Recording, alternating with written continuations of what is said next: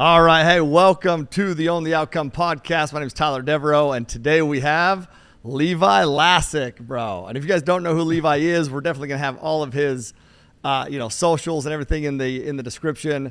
But I bet that you've seen some of his videos, especially if you're in the Dallas area or really in the United States area. Because, bro, I saw a bunch of your videos, and I was in Maui. Oh, nice. That's when I first ran into you. And if you can't tell, he's wearing a solid. That's the Sunday Swagger. Oh, yeah. Solid Sunday Swagger, which there's different brands, but Sunday Swagger is the best, huh? Yeah. Well, I'm gonna get them embroidered, like you've got now. We're gonna turn them all into company shirts. Actually, I went to this company called Custom Patch Hats. Yeah. And so they can make these custom patches and everything, which we have, like that patch on Alex's hat. Mm-hmm. So I ordered 100 of those, and then we're just going to get those sewn on Sunday Swagger shirts. So they'll be the new company shirts, yeah. That's what we did. It's funny, though, because this is all they wear. Yeah. Like, it's literally all they wear. And so we bought a whole bunch of them, and a bunch of the team members wear them, but then you have some who, they don't want to wear this. Yeah. So. And Sophie was wearing one. It's Sophie. Yep, she's wearing one today. I noticed that. That's one of my favorites, the one she's wearing. So, well, bro, welcome to the podcast. Flew in from Dallas. I appreciate you flying in to be here. Absolutely. So welcome. Let me ask you, what were you seeing in Maui? Were you seeing real estate, or were you seeing passive prospecting videos? I think both, bro. Okay. Yeah, I'm trying to think, but I'm pretty sure, I'll be honest with you, I then went and did a deep dive on your page, so it's hard for me to see, to remember what was on the Explorer. Yeah. But no, I think it was maybe passive prospecting. Oh, you're on Instagram. Yeah, I was on IG. Okay, so Instagram is strictly for that's like entrepreneur focused. Okay, so I don't drive any real estate clients from my Instagram. Okay, and I think that's a very important distinction. Is you want to have a very specific target audience that you're trying to reach on a particular platform. So on YouTube, clearly you can have two different channels on YouTube. I mean, you could have two different accounts on Instagram as well, but it's like, who do you want to attract? And you could say Instagram is more of my personal brand, but it's also, I'm speaking to entrepreneurs. Yeah. I never speak about the Dallas real estate market. I don't speak about home prices in Dallas. And just because, and the reality is I don't really want real estate clients knowing that we've got a whole nother business talking about how we generate business from YouTube. Not that there's anything wrong with it, but I just think it's mixed messages, and I don't want any real estate client going to a YouTube channel to get information about the Dallas market and then seeing me talking about, here's a day in the life of a real estate agent, or I'm making millions of dollars coaching people how to do exactly what I just think that's a mixed message. Plus, if that's the first video they land on, they're going to probably say, well, I'm trying to learn about moving to Dallas, Texas, or buying a home in Dallas, Texas. This guy's talking about coaching and writing books and all. It wouldn't make sense to them, right? And vice versa. I mean, if I've got somebody like you, if the first video you saw was thinking of moving to Dallas, Texas, you might say, well, I'm not looking at that. No, I'm moving to Florida, right? Yeah. So you might search that kind of content out. So I think you want to have a very distinct target audience for a platform. And so I've chosen real estate clients for YouTube, and we do have a separate channel, Passive Prospecting, on YouTube, but it completely separate, two different audiences. But I only want to mess with one Instagram. Yeah. And so as far as my personal brand, I mean, I'm always going to be speaking to business owners on that channel. So that's the type of people I want to attract, and it attracted the right person, right? Because I'm here now. So interesting, man. That is, because I do not do what you just said. But listen, I have tons to learn, especially on the organic side. And so we're going to get into what Levi does, but he's a wealth of knowledge dude, you just heard it, what he was talking about on the social side and how he's grown organically through social media. So let's backtrack a little bit and tell him what you do, like at high level what you do. High level is we attract real estate clients. I'm a licensed real estate agent, although I don't show homes, I don't open doors, I don't write contracts, but I attract real estate clients through YouTube, and we sell them homes. So that's a very high ticket. I'm like a super affiliate for home sales. That's what I do. So the thing is that in the last 3 years from starting the channel from scratch, 0 subscribers, 0 views, we've closed 385 homes and right at $200 million in closed transactions. So, and if you want to do the math on that, that's about $5.3 million in real estate commissions in the last 3 years. And that was organic, 0 ad spend. Which is incredible. Which is the power of YouTube. That's why I believe YouTube is the best platform on the planet for business. For long form converts, period. And that's what it does. Short form may get some attraction. It may get people caught up in the mix. But I talk a lot about intention versus interruption. And these short form platforms are interruption marketing, which means if somebody's trying to buy a house, they don't say, hey, honey, it's time to buy a house. Let's go on Facebook and see what's on the market, right? Or let's go to Instagram and see if we can find a really cool real estate agent. Or let's go onto TikTok and see if we can find a dancing real estate agent to help us with our home purchase. No, they say, hey, it's time to buy a house. Let's do some research. I'm either going to go on Google or YouTube, period. I mean, that's where people research. And when they're researching, they're now intentional. So I'm not interrupting them. I just need to figure out what they're searching for and make that type of video. That's what got me found so quickly, is because I didn't guess. I didn't make videos I wanted to make. I went on and looked at search results and said, oh, people are searching these neighborhoods in Dallas, Texas. This is the most searched neighborhood in Dallas, Texas. Well, guess what? Let me make a video on that neighborhood and talk about the real estate and moving there and things to do and the community and the schools. And guess what? Because I picked the suburbs with the highest search results, it put me in front of an immediate audience, right? That were intentional. So if you look over the last, and I've ran all the stats, over the last 3 years, we still average contact to contract is 51 days, which means the first, and these are all inbound leads. Like I've never outbound to anybody. I've never reached out. People call us. And from the first time they call us, which is a cold inbound, really reach out to us, we get them under contract in 51 days. Which is incredible. That's how intentional they are, right? Yeah, the average, if you're buying leads on Facebook for real estate, the average conversion is probably longer, is at minimum 9 months, which means you've got to buy leads for 9 months. You've got to talk to a lot of people, and guess what? They're not as intentional either. And so, we just put ourselves in front of the people already searching. And this applies to multifamily. It applies to any type of business. If you're trying to attract investors or whatever you're doing, you just got to make content on what investors are looking for. So let's talk about that, because you started this, you said 3 years ago. So the title of the outcome is Own the Outcome Podcast, which one thing that resonates with me with your story is how you literally did that in COVID. In COVID, and I'm sure there's plenty of times through your life where you have owned the outcome. And I look at owning the outcome as you can't control the outcome, but you can control the actions you do today to blow past any outcome that you have in your mind currently. And that's the point. It's like, control what you can today, do what you can today, and don't let yourself people get overwhelmed with things, and just bring it down. So 2020, this is when you started all this stuff. Were you a marketer then? Did you start studying marketing then? How did this just happen overnight because you're naturally gifted and because you wear Sunday Swagger shirts, or what's the hack? Well, I'm aggressive in learning. So, and I like to call it hyper learning. I believe you can hyper learn any subject in 60 days.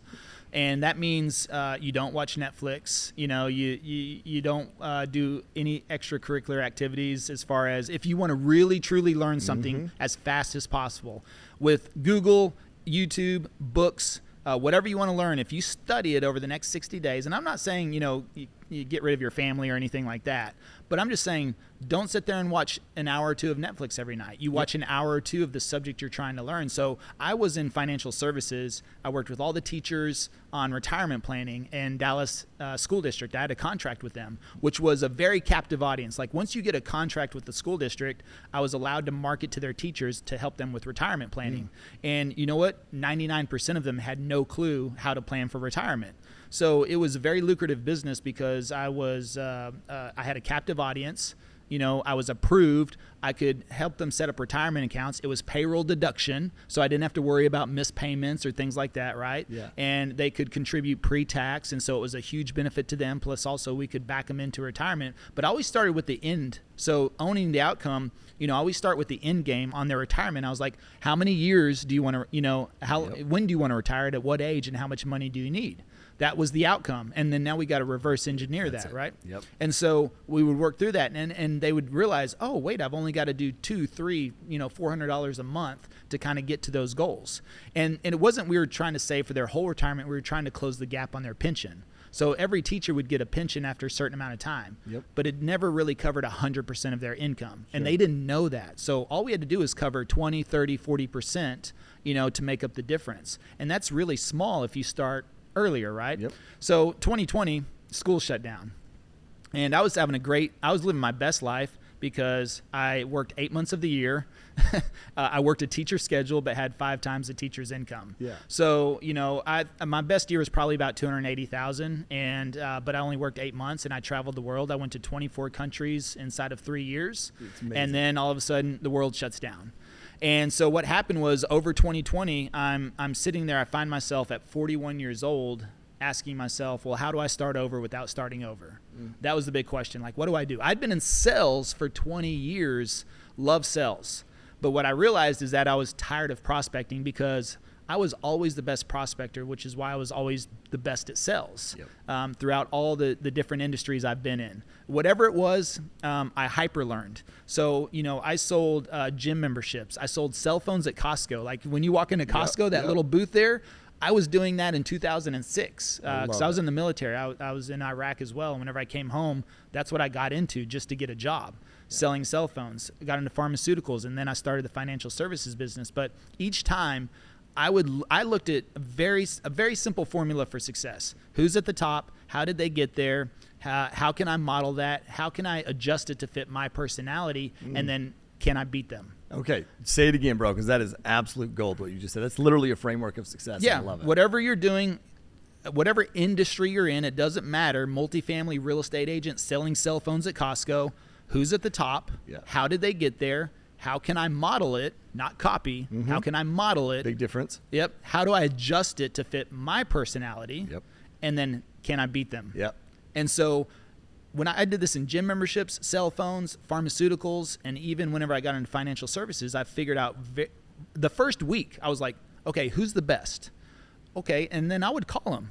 Or I'd say, hey, can I come to your store? Or can I pick your brain? Okay, how did you get to the top? And I would just ask them. They say, well, I do this and this. And then I would say, hey, can I come hang out with you? Can I come just hang out for a day or whatever?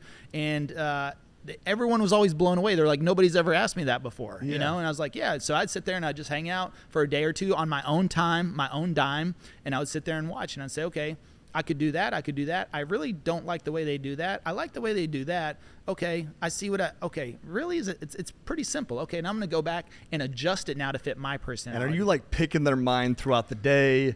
Are you just kind of sitting back and watching, observing? Like, a little bit of both. So it was a little bit of both. Gym membership, I was fortunate enough to be in the same room with the guy, so I was able to watch one-on-one there. Cell phones, I had to go to that store for that day on my day off. So I went to the Costco store where the top salesperson was, and I just kind of sat back. I didn't bother him, didn't get in the way, didn't try to interject, didn't try to throw in my 2 cents. I just sat back like I was a shopper, just kind of looking around within eardrop, and would just sit there and listen, talk to people. Whenever I moved into pharmaceuticals, the top rep was in Oklahoma, a 3-hour drive from Dallas. And I asked my manager, I said, hey, can I do all of my calls Monday through Thursday? And on Friday, can I go drive up and meet with Brian, the top agent in Oklahoma? He's number 1 in the country and in Oklahoma, right? So it's like, oh, okay. And my manager was like, well, nobody's ever asked me that before. So I went up there. I got up at like 4 a.m, drove because he was starting his day at 7 to meet him at 7 a.m., and then I just rode in the car with him. When he watched him talk to doctors, and I was just like, okay, I can do that, Bro, I followed the same thing. Like, I wanted to speak for the longest time. And so I'd go to all these conferences and watch speakers, and I'm learning from the speaker, but I would, like, literally, bro, I have notes and notes and notes of, well, like what you said, I like how they did this. I didn't like how they did this. I think I'd approach this different. And, bro, this is like, I'm like 21. Like, nobody's going to give me this speaking role all of a sudden, but I am preparing for it, And so, like, when I finally got that opportunity, I have been thinking about this for a decade. Now, hopefully nobody has to wait a decade, but it's like, that's what I've been doing. Multifamily space, same thing. How to raise money from investors? Well, I'd jump on the phone with my coach who had actually raised money and just listened how they did it, Yeah. Well, same thing like with speaking. So Alex and I, when we're at these events, we're sitting in the audience, even before I speak. So when we're sitting there, we'll game plan too, because, and he's looking at things from a videography standpoint. So how do we capture the best content? He'll literally, like one time there was a dark spot on stage, and we noticed like all the speakers were standing on this side of the stage, and it was missing a light. So they were literally in a shadow. So every time they were on this side of the stage, he goes, hey, just make sure you stand to the left side of the stage. So something like that, because if we want good content out of it, I mean, that's the whole reason to bring your videographer, right? Yep. So if you're going to go through that time, that energy, that expense, I mean, make the most of it. And then we'll sit there and look at best spots. I noticed I got the opportunity to speak at this conference, 6,000 people. Tony Robbins, Dean Graziosi, nice. Gary Brecka. And I'm sitting there, and I noticed, I was like, at these big conferences, when you got that many people, how do you really connect with somebody, right?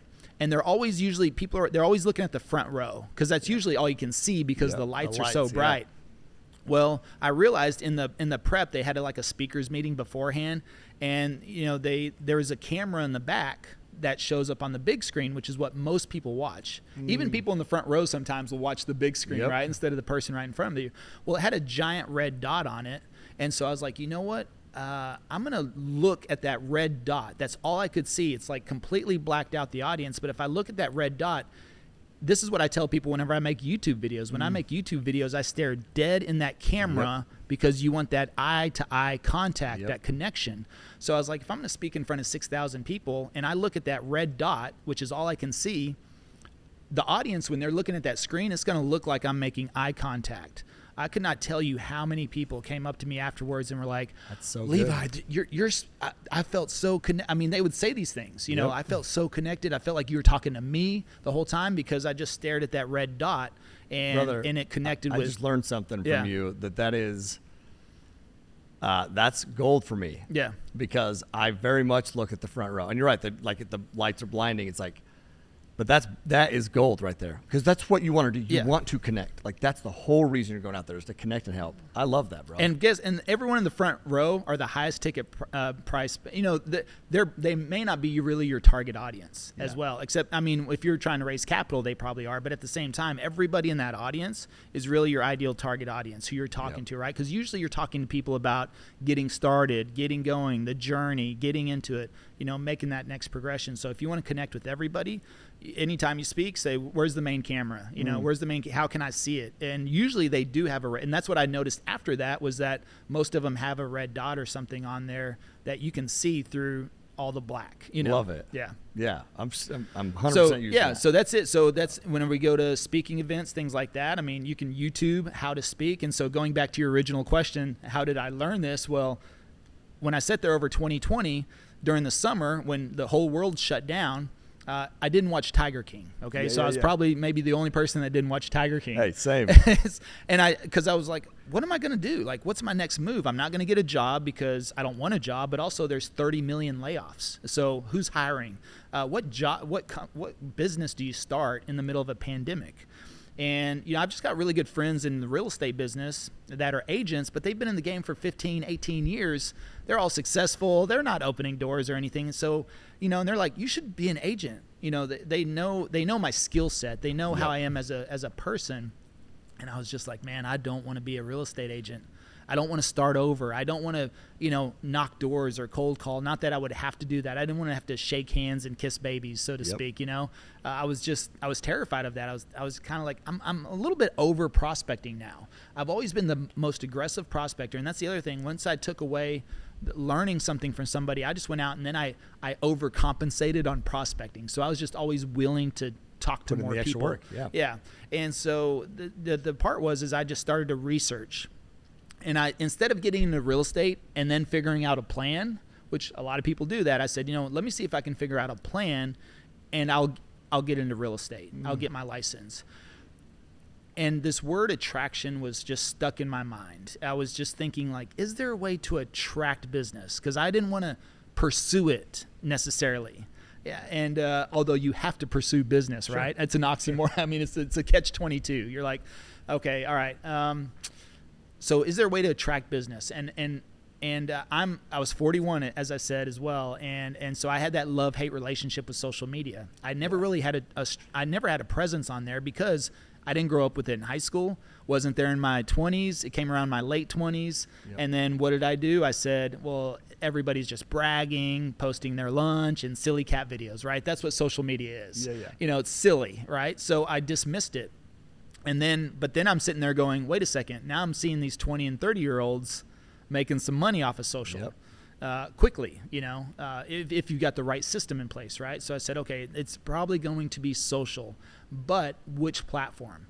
Here's another big mistake that, especially you get into real estate or probably any type of business. Somebody tells you, okay, congratulations, you got your license or you're now in business. Make sure you're everywhere. Yeah. You got to open your LinkedIn, your Facebook, your Twitter, your TikTok, all right? And people do that. They go, okay, and they get all excited because it feels good to open an account, right? Sure. Open a social media account. And then now what happens? You're putting about 20% effort across 5 different platforms. Yep. And you never truly understand one platform. Because it's not just posting. It's exactly what you just said. It's not just posting. It's the understanding, the strategy behind it, and the engagement behind it. Right. Because you want to be able to engage. And if you're everywhere, you're nowhere. Yep. You know, that's beautiful, bro. Yep. So I understood that, and I said, okay, so I'm not going to do that. I'm going to choose one platform. I'm going to go all in. I'm going to hyperlearn. I'm going to apply my same formula as before, which is I'm going to hyperlearn a platform because I understood if I want to be successful, I do need to understand the back end, the analytics, the data, like how does it work? Yep. Not become borderline obsessed, but at the same time, I just need to get a grasp so then I can build out a business plan. So I looked at, and I went through Facebook, Instagram, TikTok first. Because that's what everybody was telling me to do, especially TikTok in 2020. Every real estate agent was waking up to 10,000 followers. They post one video. Hi, my name is Levi. I'm a real estate agent. And all of a sudden they had 10,000 followers and they're like, oh, this is great. It works. Yep. But I didn't really see people turning over a significant amount of business from that. So I said, okay, YouTube was really my last choice. But once I started to research it, I understood it's a search engine, not a social media platform. And so I was like, you know what? That's interesting. That's important for people to understand. That's a search engine. It's not a social media platform. Yep. If I create a YouTube channel, because the other thing I didn't want to do is at 41 years old be like, hey, everybody, by the way, I'm a real estate agent. Make sure you call me to buy, that typical Facebook post you see whenever somebody gets into real estate and they're like, and then they get mad at their friends and family because they use somebody else that's more experienced and better at the job and things like that. So I was like, well, look, if I create a YouTube channel, nobody's going to know about it, right? Except for the people that are searching for this. So I also don't have to really put myself out there, get the scrutiny or try to market myself to friends and family. My friends and family were not my target audience because what I realized is that people are searching this information. I just need to get in front of them. Bro, this is so good. And I'm like, one of the reasons I wanted to have you on is because I knew that you would resonate with my audience. And as you're saying what you're saying right here, I know what my students, I know what they struggle with, right? Yeah. And one of them is that, putting themselves out there, talking to family and friends. And nobody wants to do that. Yep. Nobody wants to be like this MLM or this whatever. And so what do? Well, nothing a lot of times. So this side of it, dude, you're not talking to your family and friends. It's not your target. You're talking to researchers. Yeah. Who's your target? And then you literally talk to them and those people will find you because it's a search engine. You had mentioned they're either going to go, they're not going to go to Instagram to search for a realtor. They're going to go to YouTube or Google. But guess what? If you go to Google, guess what else pops up? YouTube videos. Yeah. Well, and the thing is that they're not even, they're never really searching for a realtor. What I like to say is we capture people in the research phase before they've ever decided to hire a realtor or even a mortgage officer. So if you're a mortgage officer, you should be doing this exact same content because every mortgage officer makes content about mortgages. And guess who watches that content? Somebody who's under contract with somebody else. Yeah. So you're making content for people already under contract with somebody else. And you know what? They probably had a problem or something went wrong in their mortgage process, which is why they're now researching them. Because nobody says, hey, honey, it's time to buy a house. What loan should we get? Yep. Who says that? Yep. No, they're like, what area are we going to move to? What's the best school system for our kids? Where's the coolest spot in town? Those are the questions they're asking. They're not saying, what real estate agent should we hire? Who's going to be best for the job? They're like, no. And so we capture them in the research phase before they've made those decisions. And then guess what? We just become their agent by default. Yes. Bro, because that they is watch so much content, right? The video builds the relationship for us. Yeah. So whenever they call us, they've already made a decision that they want to work with us. You know what's cool, bro, is I saw I think it was one of your social media videos, but hearing you say this reminds me of it because you said something like they're watching us on their TVs or they're watching us, on their couch, but together as a couple or in their bed, I think is what you said or something like that. And it's like, that's so true. Like they are literally watching these things together because it's something that they're going to be doing together. That alone is powerful. Yeah, so if you look at the back-end analytics of our YouTube channel, so if you look at the stats, they say 80% of the traffic, maybe even more online, is from mobile devices.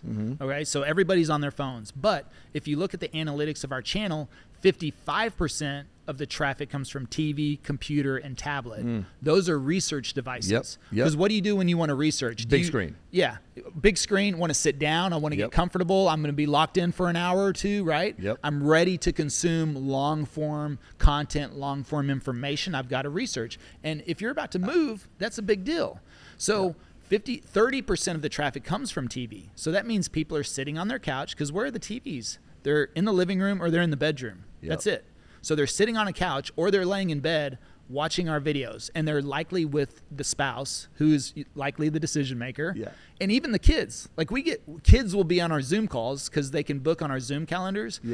Kids will be on our Zoom calls like, it's wow, we're talking to the YouTuber. Yeah, we're talking to the YouTuber. So the kids will watch the video. If you ask your 8-year-old, hey, you want to research our next move? They're going to be like, no. Hey, you want to watch some YouTube videos? They're like, yeah. Hey, think about how you could help your kids. Most kids are traumatized with moving. But then you start showing them videos and they start seeing all these cool videos about Dallas, Texas, and they get to meet a YouTuber and things like that. I mean, now they're like, hey, we want to move there. Oh, that looks cool. Okay, that looks awesome.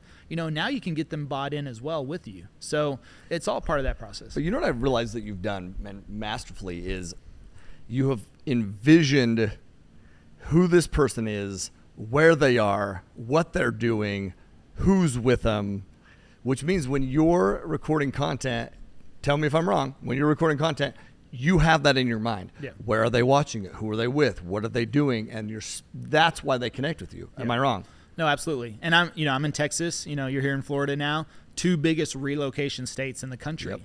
So what do I always talk? I always talk about, we're talking to people just like you from California, Illinois, New York, Washington State. I'll drop those state names typically in my videos because guess who's calling us? All those people trying to get out of those high restrictive, high taxed, high regulated, areas, and they're just, I'm over this, so I got to get out. And I'm always talking about freedom friendly, business friendly, tax friendly environment. Yeah, come on over. Why do you think Elon's moving to Texas? Why do you think Hewlett Packard's moving to Texas? Goldman Sachs. I mean, these corporations are moving there, bringing 3,000, 5,000 jobs. Employees moving the transition. Why do you think they're doing it? Yeah, they may talk all this talk, but whenever it comes down to paying taxes and everything else, they want to be in the best environment for their company. So yeah, I say those things in the video all the time. So good, man. There's so much gold. And I know this, bro, because I have been putting out content and I have went through the grind and I have, done some organic, but you know what? I've done a lot of paid. And so hearing your so when I do the paid stuff, it's very targeted. Bro, I'm so targeted. Similar. But when I'm doing my organic content, I'll just be honest, I'm not as targeted. I'm not as calculated as you are, not even remotely close. Well, I would say we do paid as well, but we do it on Facebook and Instagram. So on the real estate channel, we've never run a single ad on YouTube, and I don't recommend that. Now, it's going to take longer to grow. Organic takes longer. See, when we do paid, we want to speed things up, right? And I think there's an opportunity for that, because if I tried to build my brand, my coaching brand, organically, that would take forever. And then I'm in direct competition. Then I am competing against your ads or Cardone ads or even Tony Robbins ads or whatever the case may be, right? And so I knew to grow that side of the business, there's a much faster path to do that versus organic. Now, real estate, that was something I wanted to be patient on. I wanted the algorithm to work for that. That's the way to do that through YouTube. Trying to do that organically on Instagram or Facebook, though, as well. I mean, the thing is that they're not content creator friendly platforms, in my opinion. They're pay to play. So when's the last time somebody said, man, I just came across your Facebook post from 6 months ago and it just really resonated with me? No. Yeah. I mean, you post on those platforms, they're gone in 24 hours. And on Facebook, 5% of your audience may see that. It doesn't even go to 95% of your audience. Yep. You could have 5,000 friends, all the followers you want. It doesn't matter. I mean, in my own Facebook group, we've got 4,000 people in our Facebook group. I make a post and it says like 500 posts reach. Like, I don't even get reach in my own Facebook group. Yep, same, bro. Yeah. Same. So it's but I'll kick up a lot of response, and then as people comment, it kind of helps. But it's just interesting to watch those types of things. So but YouTube is all about time on platform. They want to keep people on the platform as long as possible. They're going to recommend videos. YouTube doesn't push your videos to anybody. Yeah. They pull the best video for the viewer. So if you're creating that content, and the way we optimize videos and focus in on key search terms, as soon as somebody types in Dallas, Texas or Frisco, Texas, we're going to own that. We're going to pop up within the top 5, usually 2 to 3 videos in the top 5 of search results. People usually choose out of the top 5 videos whenever they search something. So if we have 2 or 3 of those spots, we automatically look like the authority. And how do you get there? What do you do to get there? Optimization. Yeah. What do you mean by that? I mean, that's a lot on the back end. It's probably more of a visual component to show you, but otherwise it goes with the tags, the titles, the description, the metadata, the geotagging, all that stuff on the back end of YouTube. The thing is that people will upload a video to YouTube and upload a video. Maybe they write a little bit of description, or maybe they have their calls to action or links on there. Yeah. And there's so much more to that. But what's your title? Because I learned this from you, bro, because my titles, you go look at my YouTube, organic stuff, your titles are what they're searching, correct? Yeah. And it's, again, in your descriptions. Yep. So mine was not. Yeah. And it's literally just whatever a creative title is that we come up with. I don't know. So I mean, if it's Frisco, Texas, if that's the area we're targeting, we're going to have Frisco, Texas, probably at least twice in that title. And we're thinking about what are they searching. So we'll actually look for volume of searches based on certain key phrases. Then once we get into the description really needs about a 250-word miniature blog post. Okay. So that's it as well. So that's at the top of our descriptions.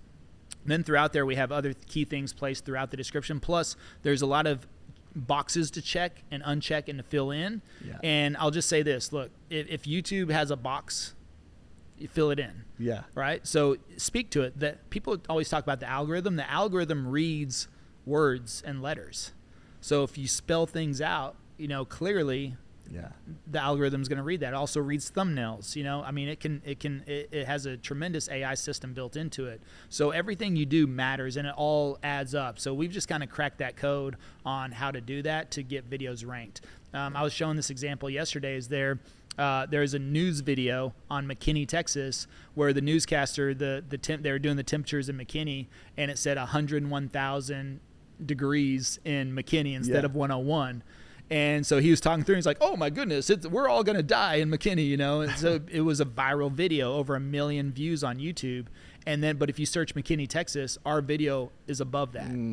15,000 views, okay? But we outrank them because it's not about views to YouTube. It's about putting the right video in front of the right person. So if somebody searches McKinney, Texas, they probably could care less about the temperature or the fact that they posted the wrong temperature on a news. So yes, it went viral. People probably shared it. But if people are typing in McKinney, Texas, that's probably not what they're looking for. They realize that our videos based on like a city tour of McKinney, Texas. Plus, it's not just real estate. Because we do these city tours and things like that, anybody who's interested in the city, maybe they're going there to travel. Maybe they're just looking for things to do.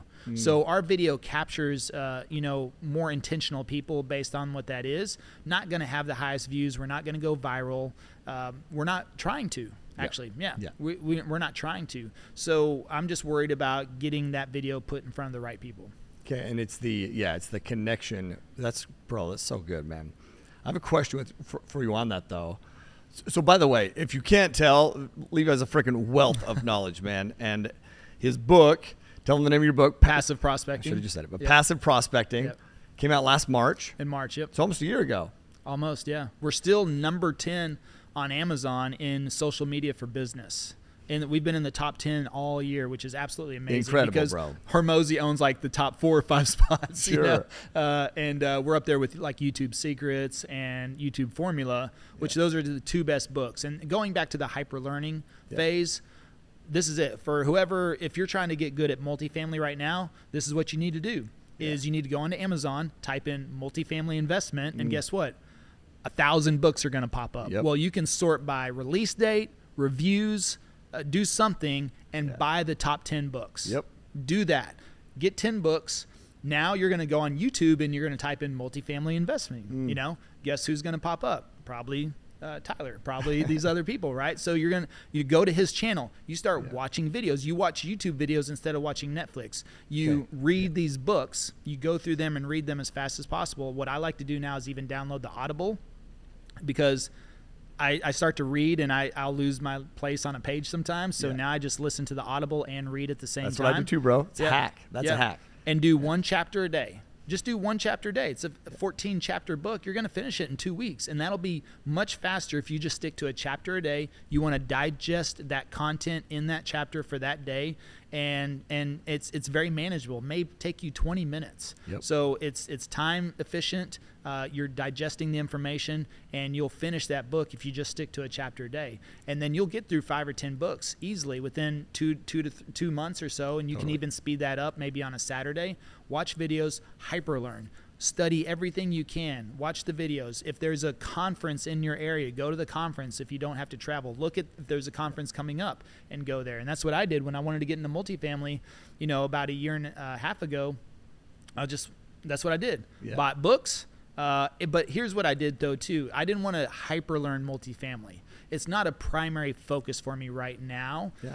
It's a side hustle, you could say, but also I'm interested in the LP side because I'm so focused on my real estate and my coaching business right now. I'm not trying to become a master multifamily investor. Actually, my goal is to get into every deal possible on the LP side over the next 5 years. And last year I was able to drop 150K in some deals. This year my goal is to do 300K into some deals. And then, hopefully by the year 3, I can do 4 to 5.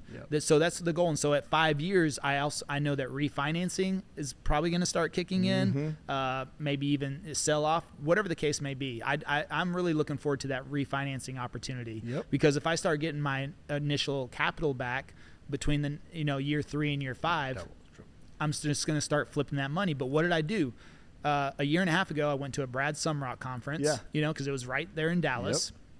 I went to the next Grant Cardone, the real estate, what he calls it, the real estate summit, I think, which is really just focused on real estate. And it's a very intimate conference, and then I bought a couple of books. I bought a couple of audio books to listen to. I didn't try to hyper learn it. I just said, I'm just going to start digesting the information and I'm going to stack some cash on the side. So whenever the next opportunity, if something comes up, then I'll be ready for that. And then sure enough, all of a sudden, and I wrote out a goal too. Here's the other things. I write out goals every day. One-liners. So I have like the little 8.5 by 5 by 5, the 5 by 5 by 8.5 little book, kind of like what you just gave me in the swag bag. You have, it's about that size, right? It has 27 lines on there. And I have a goal per line. And it's kind of like part goals, part affirmation, part, income. So it's really like spiritual, personal, and business goals that I have written out on there that I write out every day. And whenever I achieve a goal, I make a new goal. I leave it off. But otherwise, I write it every single day. And at the beginning of 2023, I wrote, I invest in 500 doors this year. Love it. And had no idea. I was like, I don't know how that's going to happen, how it's going to work. I'm just going to keep, reading a couple of books. I'm going to listen to some audiobooks. I'm going to watch a couple of YouTube videos, not hyper learning. I'm not trying to condense all this into 60 days, but just be ready. And sure enough, inside of third quarter of last year, I got an opportunity to invest I'm in now 4 different deals, Love it. 752 doors, like 75 million in total assets that I'm involved in just like that, because I just started the education process. I started to talk to people, I started to read, started to listen to some audiobooks. It just took about a year and a half before, boom, that first deal dropped. But now I get it. Now now things are making sense. Now that I'm in the deals, they're giving us updates. I'm seeing the numbers. So it's starting to fall into place. I don't know all the multifamily terms out there. I still couldn't even tell you NOI, how to calculate that necessarily. I just know that when they tell me it's good, I'm like, okay, yeah, that's a good number. Yeah. Cap rates, but I'm picking up on it. I can understand it, but I just know that, okay, what's the multiplier, right? Yeah. What's, how do I get the cost segregation out of this? How do I do the advanced appreciation, depreciation? All that's what matters to me. And so now, and then I can get in on the LP side where I don't really have responsibility. What better could I invest my money into right now than multifamily apartments? Especially with the landscape. Yeah. Dude, I invested. I got into Bitcoin, all this other crap. I couldn't tell you where my money is. It's all lost on ledgers and platforms and all this stuff. Like these keys that are 500 alphabet long. I can't get into stuff. I know I've got like 150K in crypto somewhere. Yeah. Oh yeah. But I can't access it. Anywhere. I can't, where is it at? All that stuff is so complicated to me. But it's funny just because, I start listening to people and I've never been a stock guy either. And then you listen to someone like Cardone and he'll say, look, I don't invest in stocks. I invest in, I like buildings. You can't move those buildings. Hard they assets. sit in one place. Yeah. Hard assets. And then I see your content on there and, say the same things. And I'm just like, okay. And then I see your story as well, how you went so fast, because it's just a process, and everything's a compound effect. That's it. Everything's a compound effect, and you have to stick through that ramp up, that slow part, that that grinding part of it. Now deals are a lot easier for you, more opportunities and things like that. So, and that's where I want to be. I want to be on the LP side, and Love it, dude. Yeah. I wish that, damn, man, I wish I would have read your book and had this conversation before, because then my content would have been in front of you before. You'd be passively invested in our deals, man. We're going to have to change that. But, dude, I'll tell you. I'm happy to get in some, so. Yeah, we'll have to talk about it. Get me on. I need to get on your list, yeah. Well, it's already, hey, we already got your info. He's definitely on the list. So. But, dude, with what you said, then I'm going to wrap up and ask a question, but I look at the frameworks that you've rolled out, because what you've done this entire podcast, I just want everyone to recognize and understand, you've literally dialed in different frameworks for different sections of success. I'm going to go back to 2020, because you said that you didn't, and it's funny, bro, because I say that same line. I'll say, I didn't watch Tiger King, binge Netflix and shit. Like, I dove in, and that's exactly what I did. What I would do, bro, is I got office space, not this office space. We're talking like a literal windowless office. I'd never had office space in my life. And I would read. I didn't know what I was going to be doing, or like, I knew that I'm still going to be investing and working on my investment company, but I know I needed to do something because I saw disruption. I'd been waiting for some sort of disruption. It made me pumped.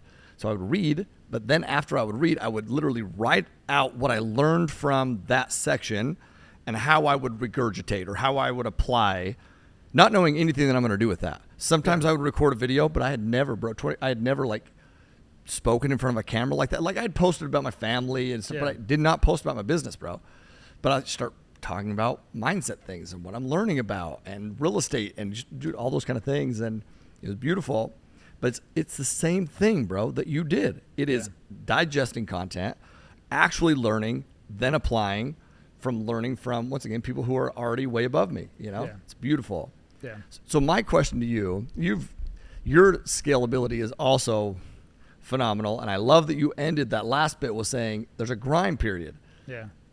Most people don't get through the grind period. Like, I've been able to compound wealth because I many grind periods, but then what I make actively, or as much as I can, invest passively. That's how I've compounded it. It hasn't been from just buying apartments with other people's money. That's been great, but dude, it's putting my own money into those apartments, and that's how it's compounded and grown, which is beautiful.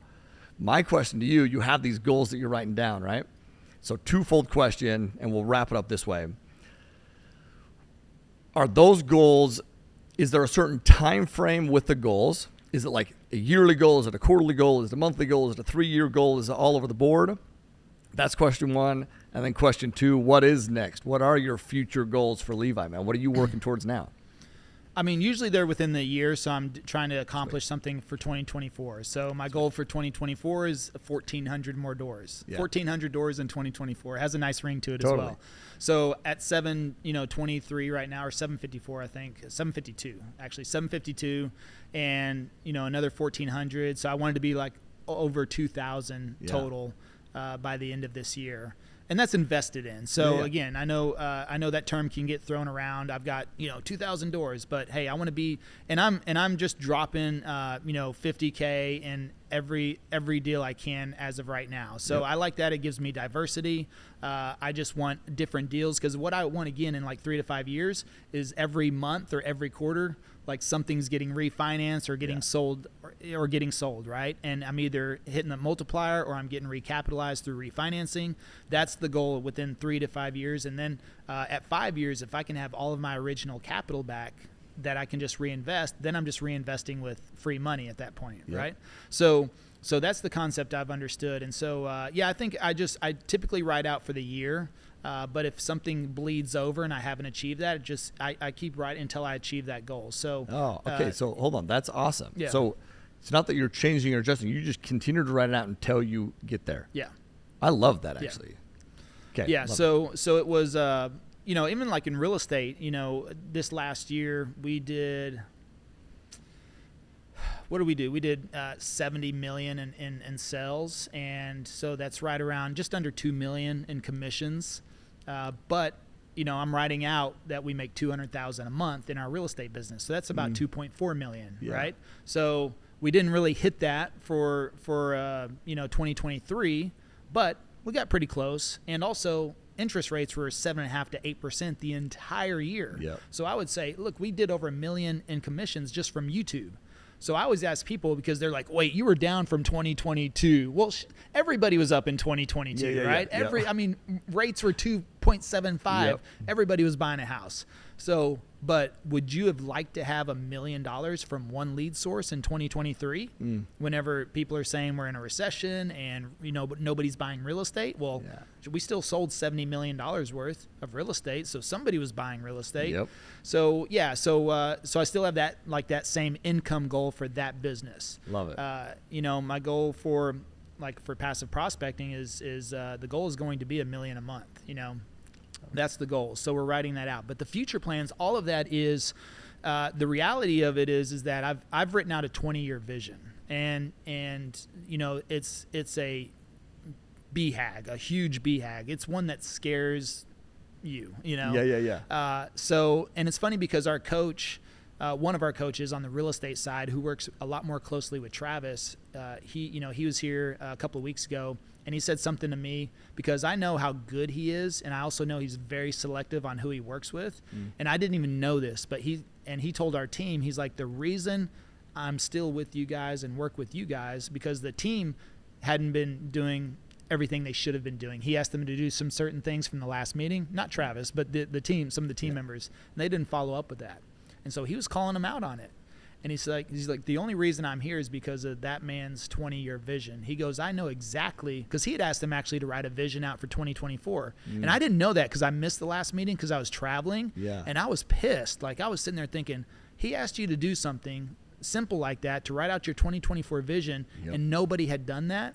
And he said to them, he's like, how am I going to help you get to where you want to go if you don't even know where you're going? So if you haven't written that out, if you don't understand what you're even doing in the next year, how can I coach you to anything? And I was sitting there going, man, you guys none of y'all did that. And I've not only do I have a 2024 vision, I've got a 20-year vision. Yeah. And so he's like, I know exactly where this guy's headed. I know his mindset. I know his aspirations. I know his moral compass based on his 20-year vision, because it's not just business. It's also family. It's also, spirituality.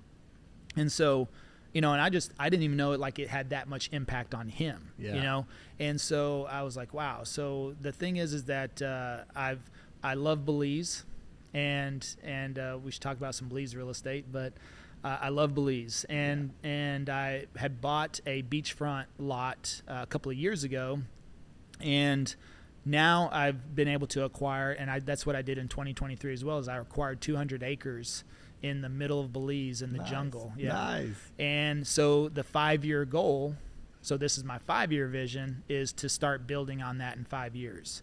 And it's 200 acres, right dead center of the country, along the best highway. It's called Hummingbird Highway, the most scenic highway, because Belize is jungle, palm trees, Mayan mountains, Mayan ruins. You've got the Caribbean. I mean, you've got it all. And so I want I want an eco resort, a self-sustaining, self-farming, solar powered, rainwater powered, farmed out, and I think about all the jobs we can create in that area, because it's a poor country, but it's well traveled, it's and the real estate opportunity there is tremendous, but I also know that potential there to be able to create that type of environment, to have a resort of I want to build single family eco homes on there, have a main restaurant, bar area, CrossFit, yoga, area, and probably and build a mastermind, spot, totally, probably open air, like open, covered, of course, because it'll probably rain sometimes, but open air area to where we could bring in 150 people, maybe start doing some yearly masterminds or quarterly masterminds down there. Because from Dallas, it's only 2.5 hour flight, and you're on Central Time Zone. So it's really simple, easy to get to. Real estate is very lucrative there, and it's just something that excites me. And I think about that, and that's the reason I'm investing everything. Like, people are, why don't you just start building in Belize right now? I'm like, well, I think that would be by addition. Multifamily is by multiplication. So if I start dropping everything I can over the next 5 years, I may be able to self-fund that whole thing if I want to. I may not have to bring on investors. And right now, if I were to start building in Belize, I'd have to build 1 or 2 or 3 homes at a time.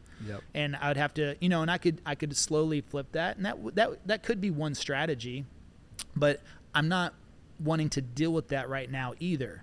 So that's the power of focus, right? And I don't want to get distracted by it. It's like, I would love to do that right now, but if I build 1, 2, or 3 homes, that's the same as managing 100. Right? So, so I don't want to put that on me right now. I'd rather wait until I want to start building 100 homes out there and just start growing from there. Plus, I know in 5 years, I'm going to be in a completely different place when it comes to money, when it comes to assets. And if I want to go stay a month or 2 there, I'll be able to do that. Even like right now, like we come in for this because your team said, hey, do you want to do this on Zoom or in person? I'm like, no, I want to go there in person. First of all, I wanted to meet you in person. I wanted to see the office, I wanted to get the layout. But at the same time, I've got time to do that. I've got such a solid team in place right now, which is also why I've been able to scale so fast, is because the first 2 years of the business, Travis and I only paid ourselves $10,000 a month. That was it. We're like, what's the least minimum amount we can give ourselves? And we've reinvested into people. First of all, people. And that was something before the first 20 years. That's why I found myself starting over at age 41, because I never really invested in people or processes or systems. I was always the best salesperson myself. And every time, like when I got deployed to Iraq, guess what? Everything shut down. Nothing. And I earned 0 income in the States whenever I was gone. I actually got really sick in 2013, became disabled and bedridden. And guess what? I lost my job at that time, and I didn't have any other income source. And so that was it. In 2020, I was building a business, but it was me, me handling the accounts, me doing the outbound, the outreach, and doing it. And then whenever 2020, when all that shut down, it was like, well, nothing's in place. I don't have a team in place. So I realized that as well. And I realized, okay, this time I can't be the person that says, if I want it done right, I've got to do it myself. Right. And I heard Ryan Pineda say one time, he's like, look, if I can just hire to somebody that has 70% of my capability, and I was like, oh, okay, yeah, that makes sense. Yeah. Cause I've got high standards, but that should be for myself. And it is for other people as well. But I also got to understand that, we're the type A's, right? You and me, we're the drivers. Yeah. And I just have to realize too that, not everybody's running at that speed right now. So, but that's okay, because guess what? I mean, I'm not paying them exactly what I'm making either. So I can't expect. That's something I heard Gary Vee say as well. He's like, why should somebody do exactly what you're doing? You're not paying them what you're paying yourself, right? Yeah. I mean, they're not earning what the business is earning. You're paying them a salary or whatever the position may be. So those types of perspectives made me realize, okay, I need to lighten up, back off, and I need to invest in people, and I need to help them grow, and I need to help them be successful in their lives. Because you know what? Some people are happy with the salary. They're happy with the 9 to 5. They're happy with just doing, things for their family. They like the weekends off, and I get it. So I've got to attract those people, right? And I learned about operators in a business. Yeah. Visionary versus operator. Yep. I thought I always had to be the both. Yep. And that was something else I heard Pineda say, which he was like, he doesn't start something until he has the operator in place. Who's going to run that business? Who's going to start it? So, and I was just like, oh, gee, that's genius, right? Like, I always thought I had to start it. I had to bootstrap it. I had to work in the business to get it off the ground. It's like, no, it's just like being an LP on multifamily deals. I'm like, wait a second, I can throw in money and I don't have to raise capital, do the management, place tenants, run the books. Okay, cool. I get all the benefits of being in the deal, but I don't have to, it doesn't take my time or energy or effort. Yeah. So that's what attracted me to multifamily. And I know that if I can drop in, like I said, I did 150 last year, if I can do 300 this year, by the next year, 4 to 5, and I maintain that over the next 5 years, that's going to compound. Totally. Because here's my biggest mistake on multifamily, why I didn't get in sooner, is I always looked at the yearly return. So if the yearly return was 7%, I would be like, why would I give somebody $100,000 to make $7,000 a year? Yep. I would rather. I always thought that's kind of silly. Well, I'm like, now that's just like one little tiny component of the whole deal. Yep. And then you look at cost segregation, the depreciation opportunities, the refinancing opportunities. Like, that's what I'm most excited about. Yes, is refinancing, recapitalizing. If they do sell off, I'm indifferent. Well, if you sell off, okay, cool. I'll flip that money. I'll take the multiplier. Now that I understand all that stuff, like the annualized return is just a bonus, Yeah. And so, it's just understanding. And again, if you keep your education up and you start learning those types of things, then it's a whole different ball game. So that's the goal in 5 years. I've got a bigger 20-year vision, but on the educational side, we're pushing this. We've got a big goal this year. Yeah. And so, and again, we started with the outcome. Where do we want to be at the end of the year? And we reverse engineered that into quarterly goals, and then broke those quarterly goals into monthly goals. Yep. And that's what I'm focused on. I'm focused on the education side. I don't open doors. I don't write contracts. I don't talk to clients even, that come in. That all goes to the team. They handle all of that. And not a single client has ever said, I'm not going to work with you because you're not showing me the homes. I mean, how many of you bank with JP Morgan Chase and know you're not going to talk to JP Morgan? Totally. Exactly, right? So the brand is in place. And that's what we've done on YouTube, is we've built the brand in place so that people don't have to talk to me. They're actually happy to be working with the team. And it's the same thing with multifamily or anything. Totally. I mean, whatever your business is, if you're a plumber, electrician, a financial advisor, you have to just start educating people. If you want investors, like what I started to do is I started to talk through our closed deals. I went on site. This last video actually got me the most investor submissions I've ever gotten so far, is because we went on site to a deal we just closed. And I brought one of the GPs on that knows multifamily inside and out, right? Yeah. So I just did on-site interview style. We walked around the whole complex. That was about 30 minutes worth. And then I got with another GP who loves the numbers, and we got on a Zoom call, and I had him run us through the numbers, all the slides on the back end. That took it's a 50-minute video. Yep. And some people are scared to do that.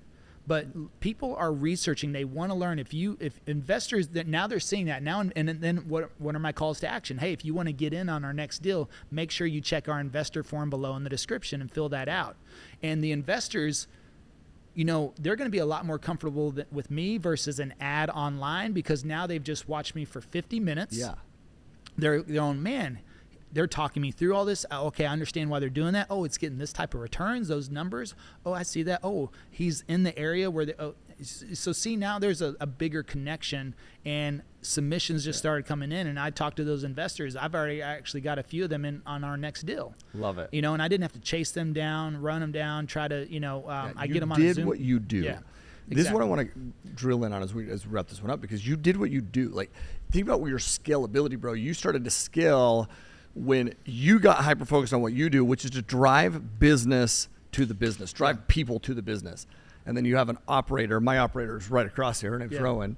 But you have an operator who, mans the ship and those kind of things. And it is, I believe that people stunt their growth because they feel like they need to be both. Yeah. And I'll be honest with you, I feel, even though I have operators in place, I feel like sometimes I am that way. Like, I need to be, where should I place? I need to be here, but I need to be, drive a business too. And then I limit and stunt the growth on both sides. Yeah. Right? And so it's a big takeaway. So I don't know if this will help you, but like Mondays and Thursdays are my Zoom days with the team. Yeah. So that's the thing, but that's where I'm really providing the vision on that, is that we're talking through things. I like to do that because it keeps me in touch with everybody every 3 days, practically every 3 days, Mondays and Thursdays. So also I know it just, instead of like trying to run around town or create content and then I'm like, oh, I've got a Zoom call I've got to go to. I'm like, no, if you want to Zoom with me, it's Mondays or Thursdays. Yep. That's what you get. That's the days. The other days I'm going to be out filming. I'm going to be creating content. I'm going to be doing my own research. I've now blocked in my calendar research time. Yeah. Because that's what I realized over the last 2 years. We started growing so fast. I stopped. I mean, there's one thing about doing things, clearly you learn, but it also helps to do a little research and I just realized, I've almost stopped researching just because I was so involved and I was creating content, which we were developing a lot of things on our own, but I need some outside influence sometimes as well. Again, who's at the top? How did they get there? How can I model it? And, if I want to do something different, then I need some inspiration. You get inspiration from being out and about, from doing things, from seeing other people do something you like, you see them on stage, those types of things. You read a book. I mean, all of that is what fuels us. I mean, it's look, you may think you're doing something creative and brand new, but not likely. Somebody's probably already done that, So if you want to just shortcut that, I mean, get into a mentorship, I know you've got a mentorship, and so people should get into that. I mean, absolutely. I pay for stuff all the time. Me too. I paid $100K to meet with Pete Vargas. Yep. All right. So you know what? And if you don't know who Pete Vargas is, he's the speakers coach to Grant Cardone, Tony Robbins, Ed Milet. And whenever I was going to go on stage in front of 6,000 people, I'd never done that before. But investing that amount of money with him, we spent an 8-hour day with him. He went through our business. And he's the one I actually ran the idea by of passive prospecting. Yeah. Because I was like, hey, look, I've got this idea of the brand for passive prospecting. And first of all, the URL, the website was available, which I couldn't believe. Yeah, I bought it for fucking $2, or whatever, $8, whatever it is on GoDaddy. But I typed in passive prospecting. I was like, nobody had the URL. I went on to Amazon, not a single book. The only thing that came up was Jeb Blunt's Fanatical Prospecting, which of course is like just go crazy, right? Prospect as much as possible. So then I ran that by Pete, and I'm like, I got this idea for branding this whole concept with passive prospecting. And as soon as I said that, he goes, that's a $100 million idea. I love it. And then he helped me craft my speech, my stage talk, all of that stuff. And so I never would have thought, 2 years ago, 3 years ago, 5 years ago, I thought big, but I never thought about paying somebody $100K for one day. Yep. And once I did that, it was one of the best investments I ever made. Dude. So now if somebody's like got a 5K course, I'm like, oh, okay, I'll buy that. Yeah. I mean, I buy courses still this day. I just bought Sean Cannell's courses, I Think Media, which he wrote YouTube Secrets, and they're a big part of how I started my journey on YouTube. He's one of the channels and the books that I researched. He's not in real estate, but the principles, the fundamentals, everything that I took away from that came from Sean Cannell, Benji Travis, that whole concept. It helped me understand. And so the other day he was doing a bundle for new courses on YouTube. and I bought them. You know, Yeah. I don't even think twice about it. I'm like, oh, okay, well, Sean Cannell's got something new out. I'm going to buy into that. And then that's the difference. Yeah, and some people, they get into this ego thing too, as well. You know, and they say, well, you know, I don't want to do that, or it's like, look, just do it. You know, support somebody else. Will Sean Cannell ever buy my course? Probably not. You know, but he's had me on his podcast. You know, and we've got a friendship, and so, you know, and there's and so, you know, it's pretty cool that all that arised, you know, but still. And so now, am I going to say, oh, he's got a new course? I don't need that. I know. No, I'm still learning YouTube. Yeah. I still, you know, we're talking about this today. I'm like, I still think my Instagram sucks. You know why? Because we've never really focused on it, because I'm still trying to learn YouTube. Even though we've generated millions of dollars from it, I still don't feel like I know everything I should know about YouTube. Sure. And, you know, I tell this with a lot of the people that I coach and train on YouTube. I'm like, look, everything I tell you is really a recommendation. And it's a framework, and I know you'll get results. They're not going to be the exact same results, but also the true formula is staying consistent and don't quit. Dude. Period. Really, that's it. Yeah. So how many videos should you make? How should you optimize them? You know, you'll figure that shit out. Yeah. Well, and I can coach you to it, but what worked for me may not work for you and your market. That's it. It's test. I got 10,000 views. Doesn't mean you're going to get 10,000 views on the exact same video. Yeah. But if you stay consistent, you don't quit, I know you will be successful. Yeah. But you got to work through that. You got to get through that aspect of it. That's it. Bro, thank you so much, man, for being here. I am so pumped, like legit pumped to re-listen to this one, because this whole time I'm like, God, is it inappropriate to like grab my phone or take a note? Like I had some ideas and take notes and like things that I can implement. And so like I'm pumped individually, personally, to re-listen. And I don't just say that, like go listen to any of my other episodes. I don't just say that to everybody. Yeah. Like I truly am excited to go re-listen. But I'm also so pumped that y'all are here and that you listen and you pull value. So man, go buy Levi's book, go follow him, go check out his coaching programs and what he's doing. Because I'll tell you what we're going to do right now. I'm going to go learn about his coaching program with YouTube, because that's something I want to dial in. You should do the exact same thing. So, bro, thank you so much, man. Appreciate it. Thank you, Tyler. Yeah, absolutely. And all y'all out there, live always with aloha. Peace.